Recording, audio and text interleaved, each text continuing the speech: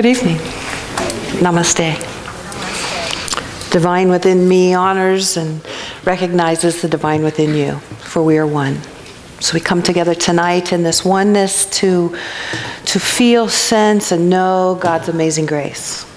To allow any of those things that are in its way to just stand out of our way as we recognize that truth. So we'll start our service with our gongs. Allow each one of them to bring you into that space of here and now.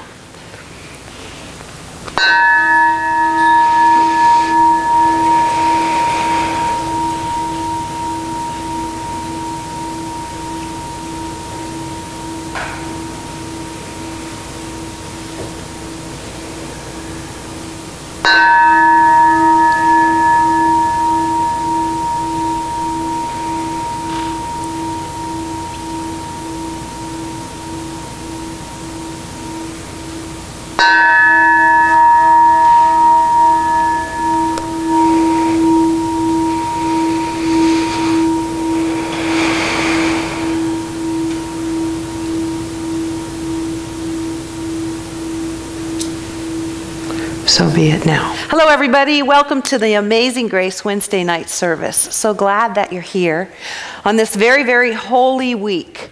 As we're talking about a funny subject, all events are neutral in this holy week. And so there's so much focus on what's going on around here. And how great it is that the choir is here singing. And as was said, you've done a phenomenal job. They're singing tonight, they're singing Friday night, they're singing at the 6 a.m. service, the 9 and the 11. So I just invite you to come and be part of this. So we're continuing along with a book by the Shanti Cristo Foundation, which is appropriately the words that are being channeled through an individual of Jesus. It's 35 lessons. And it's an extremely powerful book because within each lesson, it's just right in your face. There's not a lot of flowery words. There's not a lot about it. It just is the principle, the truth that invites you to stay in it. And so we're talking on chapter 9 tonight, which is all events are neutral. And that's really, it's incredible because our journey, our spiritual journey, I mean, really what we are here for, what we're sitting in these chairs here for now, what we are wanting out of this spiritual journey is peace. Peace of mind. The spiritual journey is nothing more than a shift in perspective.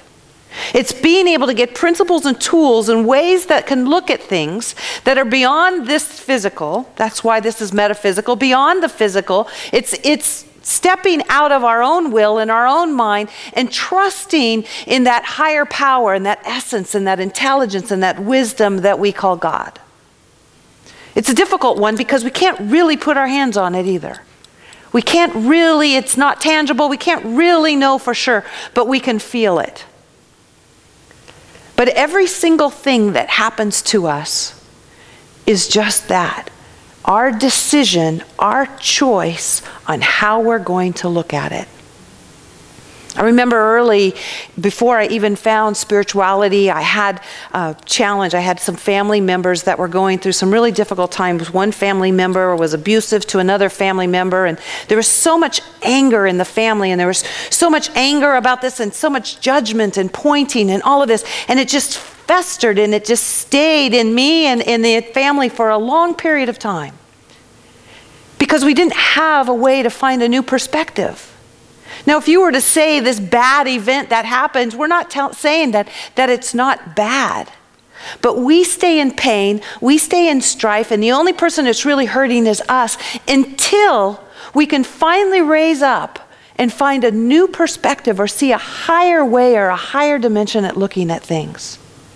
And again, it's not negating what has happened.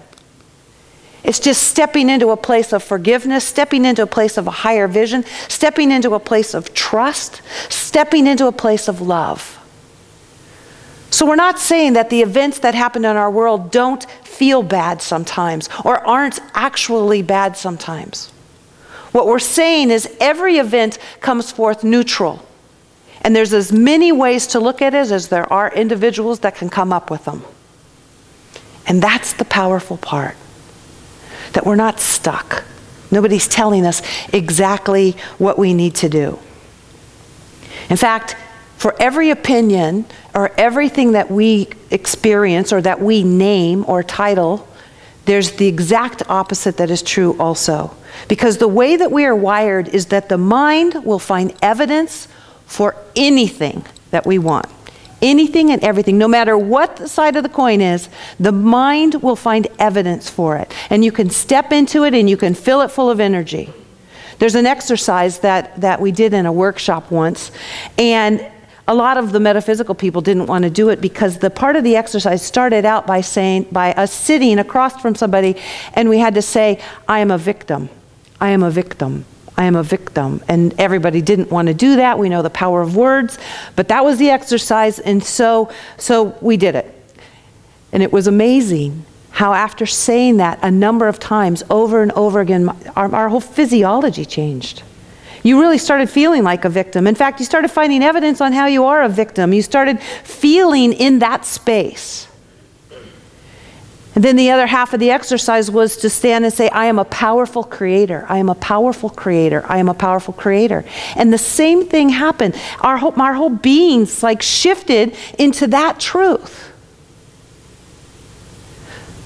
So when we talk about every single event, we have the choice of looking at it this way and adding energy to it and having that be our reality and our truth, or looking at it in a higher perspective or a different way that feels good. And the journey is about feeling good. It's about finding peace, peace of mind. It's about moving in and choosing those perspectives that come from love, because that's where God is.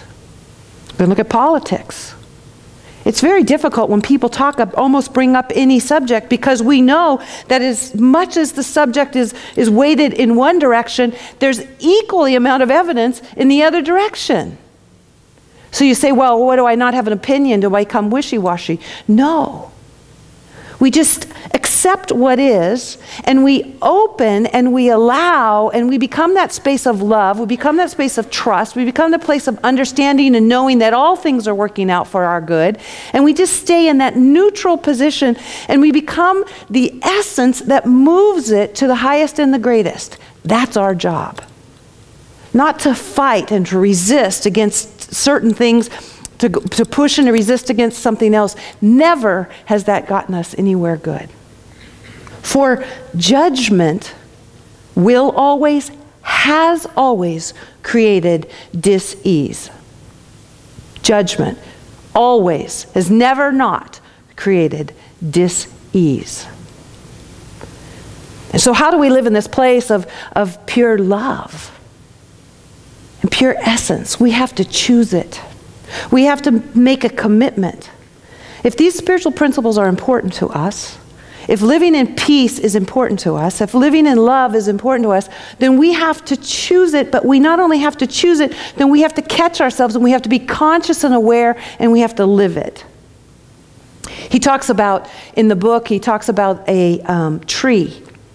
That we all take a tree and we all have a different name for it. He uses that as an example, that we look at a tree and we all have our own definitions. We've all defined it ourselves. We all have our own opinion about a tree. But it's equally as true that an environmentalist and a logger both call it a tree, but they're completely different ideas of what that tree is. Now, we could stand in judgment on either side of it or not. And he goes into something that I think is really powerful, because ultimately it's about how do we choose to live.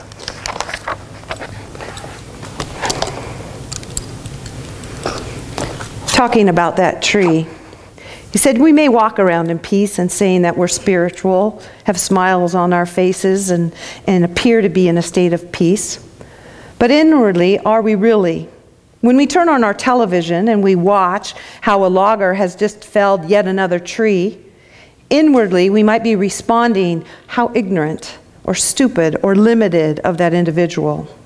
Really, you could say that. You could pick any subject. In that moment that we have spoken, they have spoken to the universe the truth that they are choosing to live. I am not one who wants to know what peace is. I am not one interested in forgiveness. I am not one interested in wisdom. I am interested in judgment, and the high that I feel in my body through the act of judging another as being less than myself. When we step in judgment, and judgment of anything except for what is, not trusting in the higher power, not trusting in the infinite intelligence that have created all things, when we have our opinion of it and call someone stupid or ignorant, we're not choosing peace. We're not choosing love. We're not choosing those things that we say we value. He goes on to say, in short, it is time to give up the pretense. It is time to begin viewing yourself from a perspective of an absolute, ceaseless creator. Begin looking at exactly what you are creating in every single moment of your experience. It is time to become honest with the effects of the ripples of the rocks or the pebbles that you have dropped into the field of your awareness as a great form of play. For a creator who understands their infinite power to create and who understands that it is going on ceaselessly, that effects are being generated moment to moment to moment to moment that will indeed be making up our tomorrows, gladly gives up the energy of denial and turns to look upon every moment of their experience that they might discern what choice they have made to bring about the effects they are currently experiencing. When a bill comes, and your body shakes, and you go into contraction and worry about that there is not enough coins in your checkbooks to pay for it, the Creator stops and looks upon all that is being experienced in the field of the body and the emotional body, and at the thoughts being held in the mind. They begin to notice how they are viewing the objects around themselves, the world around them, in order to begin to wonder, what thoughts must I have dropped into the pool of awareness to create the effects of lack? And is that a thought I wish to drop into my mind so that I create similar effects in my tomorrow? Here is the doorway of wisdom. Do not create unconsciously and then just walk away, but learn ceaselessly from your creations. For in this way you will begin the process of dissolving the creation of an unenlightened being, and you'll begin to build the creation of a Christ here and now and in this moment. We must become aware and conscious of everything we are ceaselessly creating, moment to moment to moment. All the events are neutral when we can give it up to a higher power and a higher wisdom and a higher knowing. Knowing that about 99% of the information we don't know and may never know. For it is much grander and greater in the divine plan of all things. When we can sit in neutral, when we can sit in that space of love, when we can sit in that space of trust, knowing that well-being is the most powerful, that what looks like the worst of times is the best of times in all situations, because intelligence and wisdom and individuals and everything rushes forward always to solve all seeming problems, that we can sit and trust in knowing that something powerful is happening in, through, and around us. But it comes down to choosing that all events are neutral, and we are the ones that are giving it energy, and we're putting value on it. So from thinking about this, I thought more about, what do I really value? As we look at the Tao, accepting what is, as we look at Byron Katie, as we look at Eckhart Tolle, as we look at the teachings that spirituality is pulling us towards now, which is trust and acceptance, we have to ask ourselves, what do I value? So that when those things come on TV, when those people want to start an argument, or politics starts happening, or worry starts happening, we choose, what do I value? Who am I going to be? The question comes to me on how important, how much do you value, where in your scale of valuing is acceptance of what is? As I study this more and more, acceptance of what is becoming higher and higher on my list of what I value. How much do we value Where on our scale of value do we put non-judgment? For me, it seems like more and more non-judgment is higher in my scale of what I value, what I really want to live. As the book says, the Four Agreements, to be impeccable with my word. I don't just want to study this stuff and read about it and learn about it. I want to be it and I want to live it to the very best of my ability. I want to be aware. I want to be conscious. I want to look at all of the things that I'm creating around me and have a conscious choice of deciding if I like that and want more of it, or if I'd rather just not give it any more energy or attention. I want to live awake. I want to live fearlessly. You know, the book that Wayne Dyer was, that talked about Dying to Be Me with Anita Morjar, I think is how you say her name. It was about a near-death experience, and what happened to her was that when she left her body or was looking from a higher perspective, the number one thing she got was how much fear she lived in. Fear of what's going to happen, fear of people like me, fear, anxiety, stress, fear. She just saw this picture of how uptight everything was. I see that even in myself. I see that in where I'm living myself. But it's like, can we live in that space of fearlessness? That was the message that was told to her. Live fearlessly. You are a creation of God, placed here perfectly to go express those gifts and talents and all that you are, and you can't do it wrong. Go live fearlessly. He talks about fearlessness in the book too. He says mastery of the self, is a state of fearlessness. And fear is the result of the attachment to the values you have placed upon the events you experience, which are made up of events, persons, places, and things. So fear is the result of the attachment. If we would simply accept it, accept what is, trust in the higher power, trust in perfect right action, then we have no need to fear. It says, look at all that is around you and decide what value it holds for you. Will you see it as something you must have in your experience? And if we do, there's fear. Or will you choose to see it as something you have playfully drawn to yourself, you appreciate it, and it can be gone tomorrow, and your peace will not be disturbed? Which way will you view the world?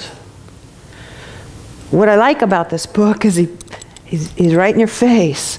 You know, some of this stuff seems almost impossible or very hard to live. And you come up with the yes buts, you know, can I have my feelings? Can I have my emotions? Can I be sad? But if we were to step into, and that's what it's asking us to do, it's stepping into to say that we are the creators, that everything that's coming into our experience we have created and it's there for us, and we have choice of to keep it or to not. That we are powerful, that we are creating in each and every moment. All of the events are neutral. We get to choose the value, the power, the energy, everything that it has.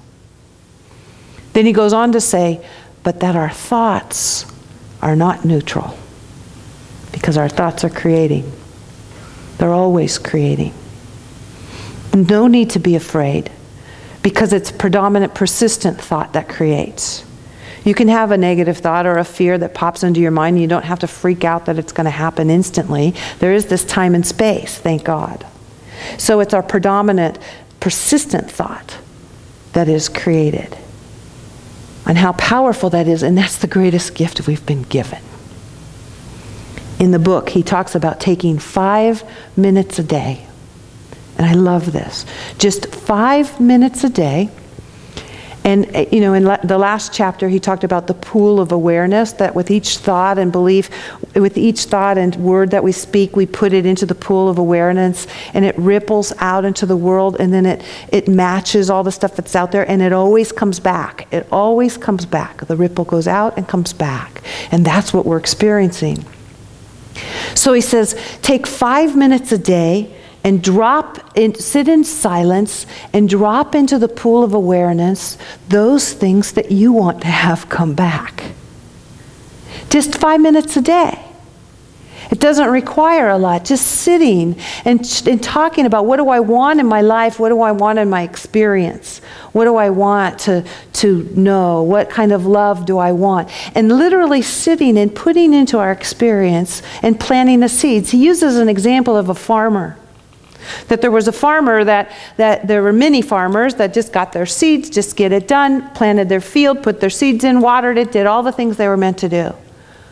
But one particular farmer, he looked at each and every seed, and he loved it up, and he smiled at it, and he just gave it beautiful energy, and he treated it so special, and he planted it, and he fed it, and all of his love and all of his energy were on these plants. And no matter what was going on in the outside world, all the other farmers' crops were starting to come up, and this, that, and the other, but he didn't plant his at the same time, and he just nurtured it, and when he did plant it, he didn't even look at the outside world and what they are creating and what the effects of what they've set in motion are. He just so believed and had so much faith in what he was creating, what he was setting in motion, the plants that he was planting, the seeds that he was planting, that he just stayed focused on that. He just stayed in that, and he just loved it and loved it, knowing that it would grow, knowing that it would produce fruit, knowing, not a doubt in his mind.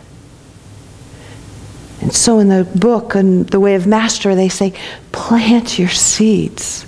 Take them, nurture them, love them, look at them, know them as whole, know and feel what they're going to feel like when they come back to you. Think of them on an ongoing basis, and know that that's how sweet life is. It just says yes. It gives to us that which we plant.